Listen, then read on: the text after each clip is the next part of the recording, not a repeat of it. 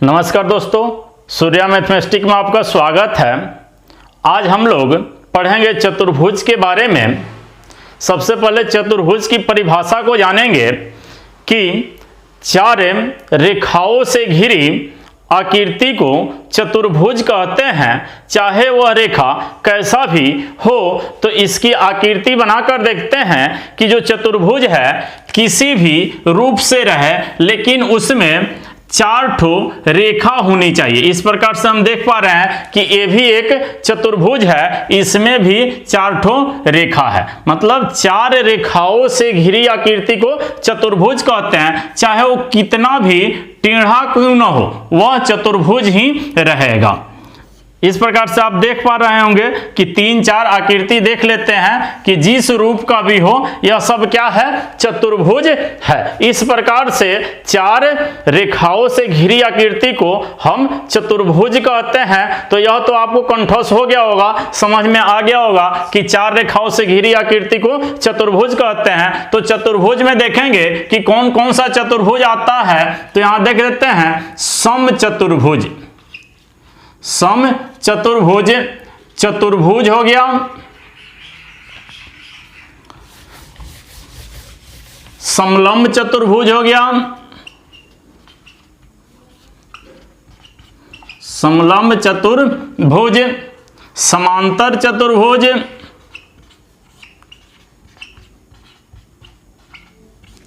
आयत, वर्ग। ये सब क्या है? चतुर्भुज का एक प्रकार है। तो यहां पर हम आयत और वर्ग को पढ़ा चुके हैं। पिछले वीडियो में आयत और वर्ग को बेहतर से बेहतर तरीके से पढ़ाए हैं, आप लोगों को पसंद आया था। तो यहां पर हम लोग चर्चा करेंगे समचतुर्भुज, चतुर्भुज, समलंब चतुर्भुज और समांतर चतुर्भुज के सूत्रों के बारे में। उस पर अगर कोई गणित आता है तो उसको आसानी से कैसे हल करेंगे, इस पर चर्चा करेंगे। तो सबसे पहले चतुर्भुज पर चर्चा कर लेते हैं। एक चतुर्भुज बनाते हैं, चाहे वह चतुर्भुज कैसा भी हो, वह चतुर्भुज चार रेखाओं से घिरी होती है। इस प्रकार से हम चतुर्भुज बना लेंगे। यह चतुर्भुज बन गया।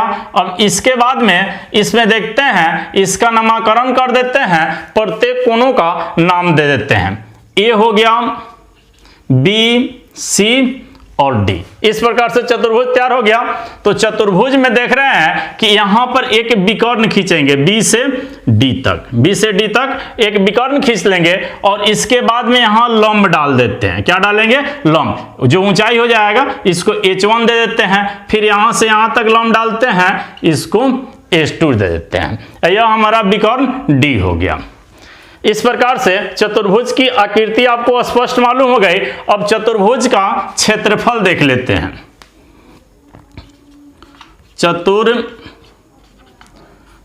का क्षेत्रफल, चतुर्भुज का क्षेत्रफल होता है 1/2 और इसके बाद में इसका जो विकर्ण है, यह विकर्ण हो जाएगा गुना में d1। यहां पर देख रहे हैं कि कोई भी आकृति हो, उसके अंदर का जो घेरा हुआ क्षेत्र होता है, उसी क्षेत्र का जो भाग होता है उसको हम क्या बोलते हैं? क्षेत्रफल बोलते हैं। तो यह सभी जो भी आकृति में घेरा हुआ है, इसको ज्ञात करना है तो क्षेत्रफल निकलेगा। तो यहां हम देख रहे हैं कि बी से डी तक विकर्ण हो गया, तो 1/2 हो जाएगा और यह हमारा विकर्ण हो गया। और इसके बाद में हो जाएगा जो ये लंब डाला हुआ है, लंब डाला हुआ है h1 प्लस h2, दोनों लंब डाला हुआ है h1 प्लस h2। तो इसका योग, यह हो गया चतुर्भुज का क्षेत्रफल। इसके बाद देखते हैं चतुर्भुज का परिमाप। चतुर्भुज का परिमाप, यहां पर देख रहे हैं कि चतुर्भुज का परिमाप क्या होता है। तो कोई भी आकृति हो, उसकी जो परिधि होती है, चारों तरफ से जो परिमाप होता है, घिरा होता है, तो उसको जोड़ने के बाद उसका परिमाप ज्ञात हो जाएगा। तो यहां पर देख रहे हैं चार ठो भुजा है, तो इसका परिमाप हो जाएगा चारों भुजाओं का योग।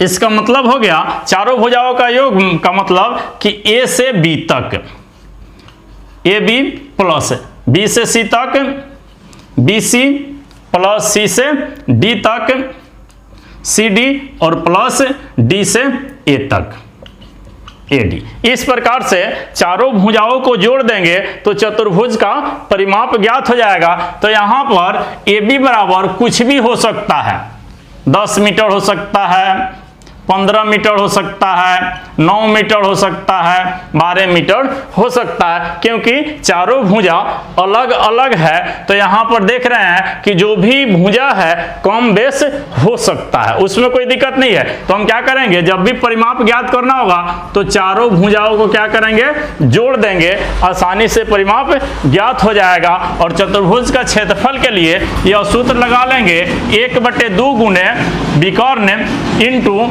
ऊंचाइयों का जो योग है, ऊंचाइयों का योग लगा देंगे। इस प्रकार से चतुर्भुज का क्षेत्रफल हम आसानी से ज्ञात कर पाएंगे।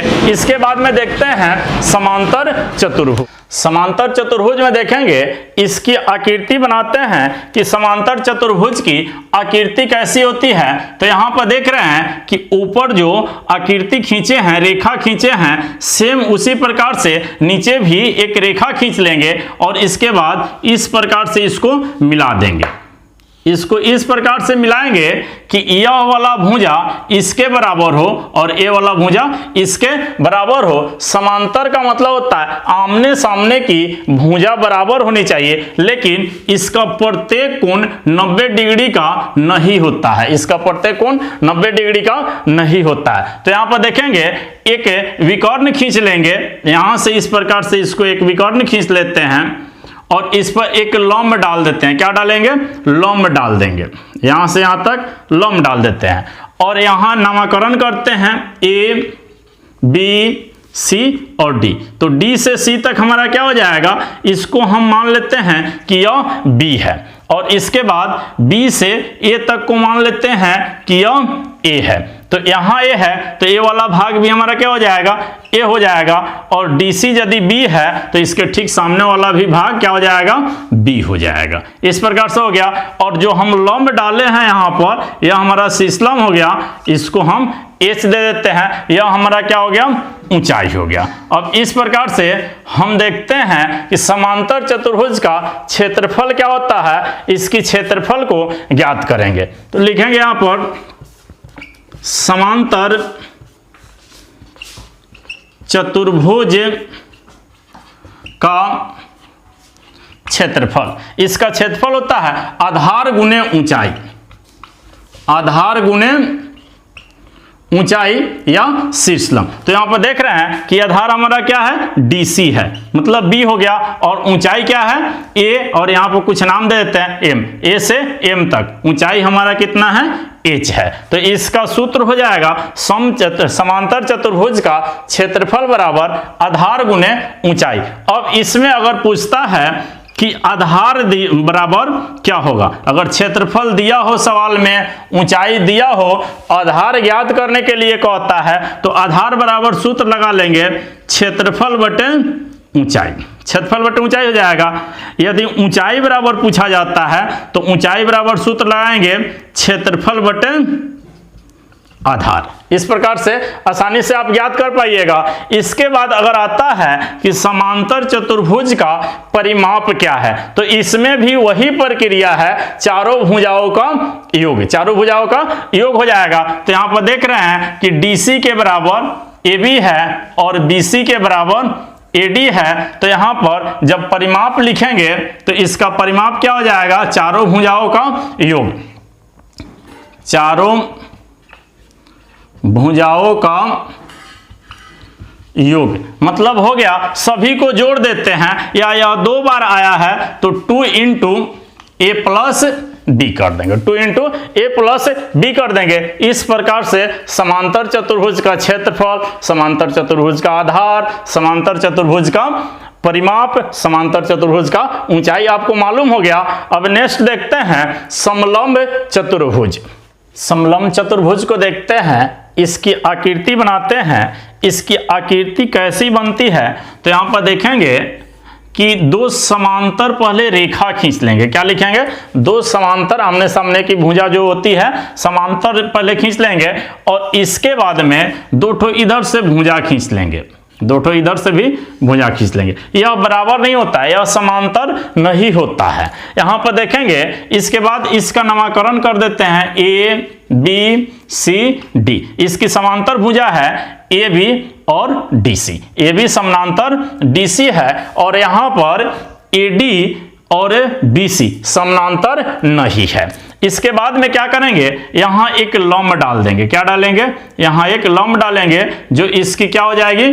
ऊंचाई हो जाएगी। इसकी ऊंचाई हो जाएगी ए से एम तक, ए एम। इस प्रकार से देख रहे हैं। अगर इसमें सवाल आपसे पूछता है कि समलंब चतुर्भुज का क्षेत्रफल ज्ञात कीजिए, जिसमें आपको समांतर भुजा दिया रहेगा, ए बी दिया रहेगा और डी सी दिया रहेगा, इसके अलावा ए डी या बी सी कोई एक भुजा निश्चित रूप से दिया ही रहता है, उसके बाद आपको ऊंचाई ज्ञात कर लेनी है। उसके लिए सूत्र हम आपको बताएंगे। क्षेत्रफल कैसे ज्ञात किया जाता है, तो यह तो आपको कंफर्म हो गया कि इस रूप का समलंब चतुर्भुज बनता है। इसके बाद देखते हैं समलंब चतुर्भुज का क्षेत्रफल।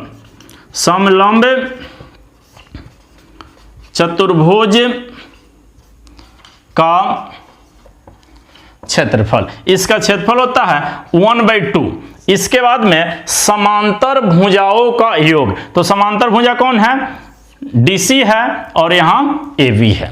समांतर भुजा डीसी और एबी है तो समांतर भुजा हो जाएगा AB प्लस DC, या आप यहां लिख सकते हैं समांतर भुजाओं का योग और गुणे ऊंचाई हो जाएगा। गुणे क्या हो जाएगा? ऊंचाई हो जाएगा। इस सूत्र पर आप आसानी से समलंब चतुर्भुज का क्षेत्रफल ज्ञात कर पाएंगे। इसके अलावा समलंब चतुर्भुज का परिमाप, समलंब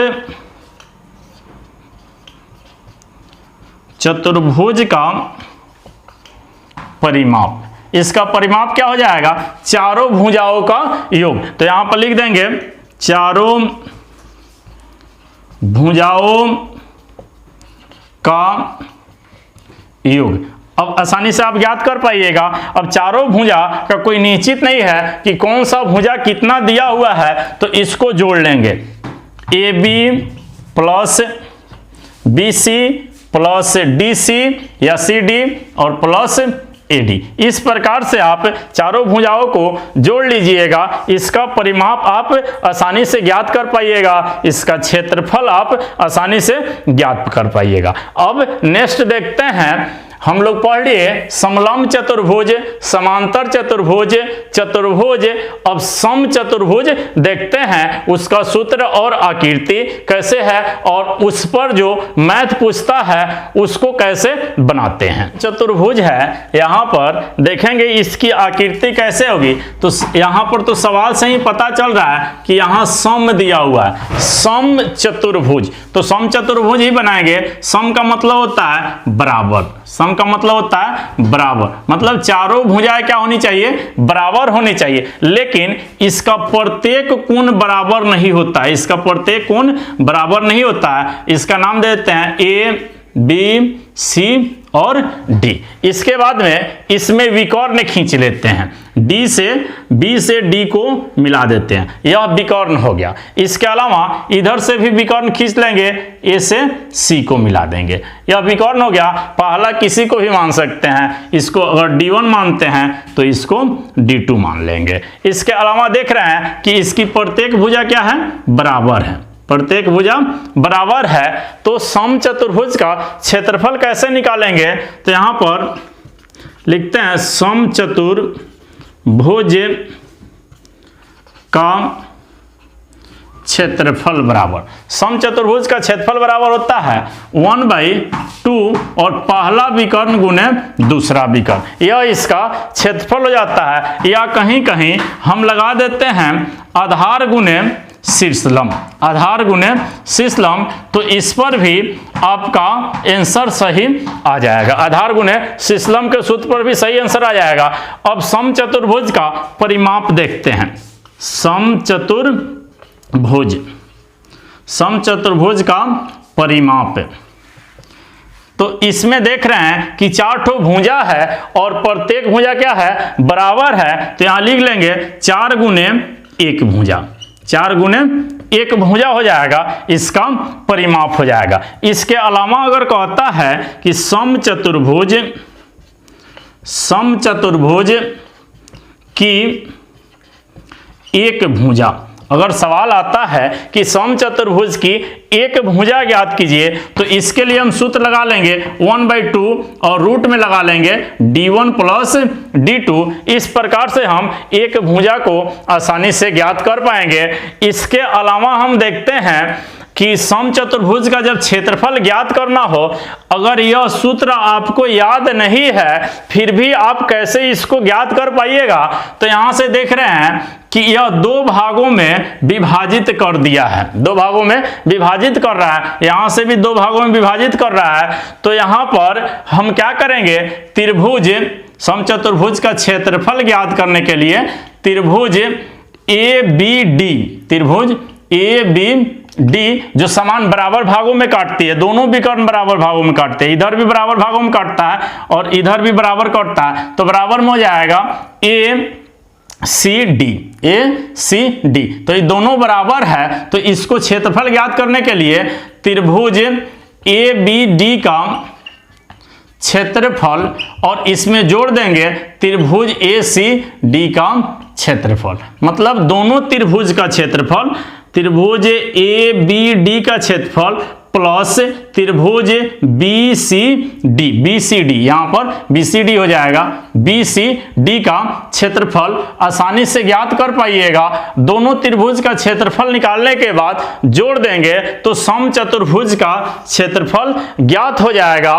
अब अगर आपको यह वीडियो अच्छी लगी है तो हमारे चैनल को सब्सक्राइब कर दीजिए, वीडियो को लाइक कर दीजिए और अपने दोस्तों के साथ शेयर कर दीजिए। जय हिंद, जय भारत।